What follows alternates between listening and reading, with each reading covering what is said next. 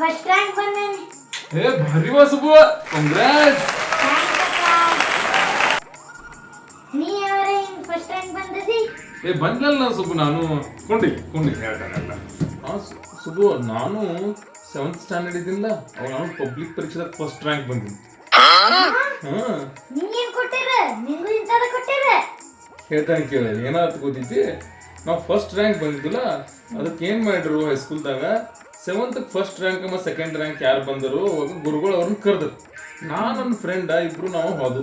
ನಾವು ಫಸ್ಟ್ ಮತ್ತು ಸೆಕೆಂಡ್ ಬಂದಿವಲ್ಲ, ಅದಕ್ಕೆ ನಮ್ಗೆ ಯಾಕೆ ದೊಡ್ಡ ಬಹುಮಾನ ಕೊಡ್ತಿರ್ಬೋದು ಅಂತ ತಿಳ್ಕೊಂಡು ನಾವು ಅಂತ ನಾವು ಹೋದು. ಅಲ್ಲಿ ಹೋದ ಕೂಡಲೇ ಏನಾದ್ರು ಗೊತ್ತೈತಿ, ಅವ್ರು ನಮಗೇನು ಹೇಳ್ರಿ ಹೇಳು, ಅಲ್ಲಿ ಸೈಕಲಿಗೆ ತಗೋರಿ, ಹೋಟೆಲ್ ಸುರೇಶ್ ಅಂಗಡಿಗೆ ಹೋಗ್ರಿ, ಮತ್ತು 4 ಕಪ್ ಚಾ 2 ಪ್ಲೇಟ್ ಬಜಿ ತಗೊಂಡ ಅಂದ್ರೆ